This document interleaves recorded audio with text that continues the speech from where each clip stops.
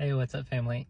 I wanted to get on here and make a video about a couple ways that we can create breakthroughs for ourselves that I've learned from Tony Robbins, watching one of his videos or 5-day challenges that I joined.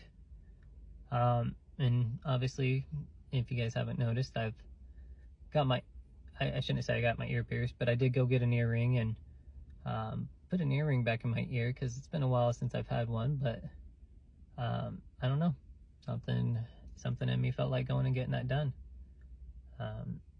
And so obviously I could care less what anybody else thinks of me. I know who I am. I know who I am with God, Jesus. And so I've just fully embraced both the masculine and the feminine sides of me, the light and the dark. And I believe there's a verse even in the Bible that says, if that light within you is darkness, how great is that darkness? And just understanding, going back to the law of polarity, that there is that duality in all of life, even in us as human beings. So as men, when we can drop the ego, open up our hearts, then we can harness that feminine energy a little bit more. And for a long time, I spent a lot of my life trying to put on an image for fear of judgment of what others thought of me, because maybe I had to be this perfect person to be able to have the things I wanted or create the life I wanted. And that's all just a fallacy that I had told myself in my head. And if you are telling yourself those stories as well, just know that they're lies. And that the highest vibration that any of us can operate out of is authenticity and love. And so I wanted to discuss the 3 things that I learned from Tony Robbins that can essentially help you break through your beliefs and create a new identity for yourself. And so going back to, what really forms an identity is really just an accumulation of your belief systems. Beliefs that are formed usually from interactions with other people, events, situations. Then you form and accumulate a belief around that certain circumstance. And depending on the story you tell yourself, now you hold that with you for the rest of your life. And you'll always believe that things will happen to you, or things are always that way. And there's a great story about if you put a woman into a room with 100 guys and 99 of them are good guys and the one is a bad guy, she is going to find that one bad guy because she has now programmed herself to the belief that all guys are bad. And so now she will unconsciously and naturally seek out that one person. Going back to our brain, we have that law of attraction. It's our reticular activating system. So that whatever we tell our subconscious mind is important is what it's going to look for in the external world. And that's kind of what the movie The Secret discusses, is the power of visualization. Because a lot of us are just walking around unconsciously through life, manifesting things, not even realizing that we are actually manifesting our reality, just doing it unconsciously. And so when we become conscious of the unconscious, then we become creators and manifestors of our lives, instead of being victims to the external circumstances and reacting. And so the 3 things that Tony Robbins talks about on how you can have a breakthrough is the first one being your mental state. Because once again, all is mind, and everything first starts with a thought. So when you harness the ability to change your thoughts,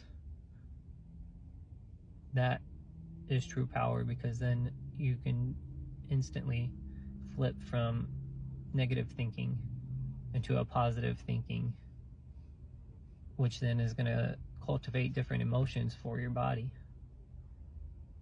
And that's so, going back to being able to tap into energies, being able to tap into, certain energies for motivation, for all that. Actually, at the end of the day, motivation is just fleeting. And so, Find something that inspires you, something bigger than yourself. And that's really what's going to really take you to that next level, is finding something bigger than yourself. But the first step is with the mental state. You got to get in the right mindset. Take control of your mind. Take back control and start to choose the thoughts that you want to think up here. Second is the story that you're telling yourself. Because once again, this is what forms our beliefs. So what is the story that you are telling yourself around that event or circumstance?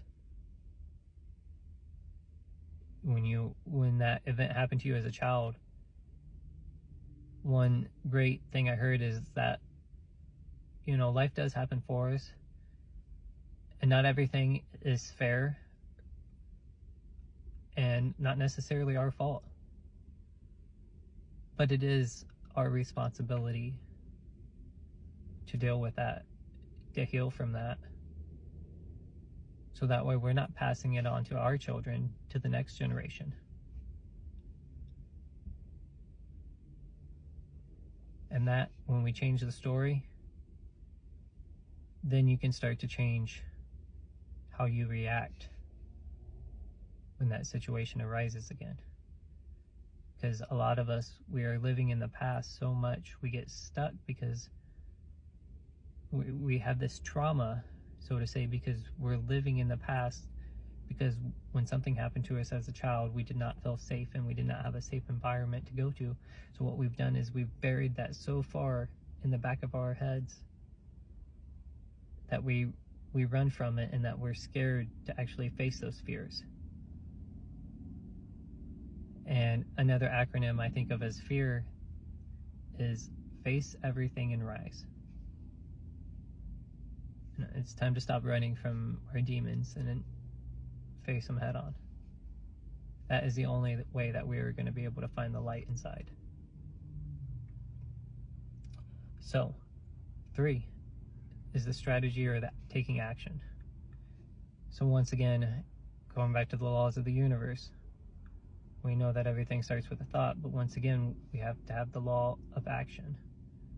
So using the law of attraction, we start to think the thoughts that we would like to manifest.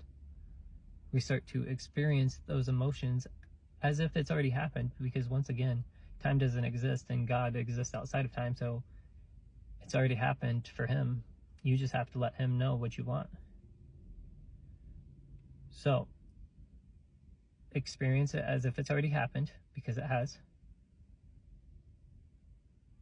and then go take action towards it. Because without action, it's just a dream. A vision without action is just a dream. So, whatever that vision is that you have for yourself, whoever that ideal person is that you see yourself becoming, create that person in your mind and go be that person. Because I'm a full believer, once again, that it is we do have, but we have to have all 3. Who do we want to become?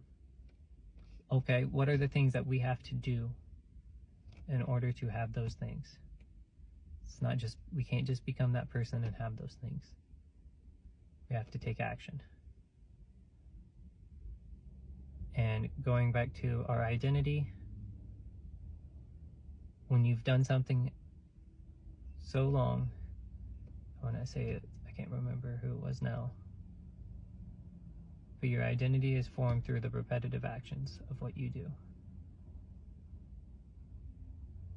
So, I hope that this helps somebody formulate some new beliefs, create a new identity for themselves, maybe one that's a little bit more empowering, because oftentimes the person you are now is only a makeup of what everybody else has told you to be your entire life. Ever since you've been born, you've been given a name and been told what to think, what to do. So, I would ask you, who are you? Who is it that you are inside? So, hope you guys have a blessed day, and I will see you guys in the next one.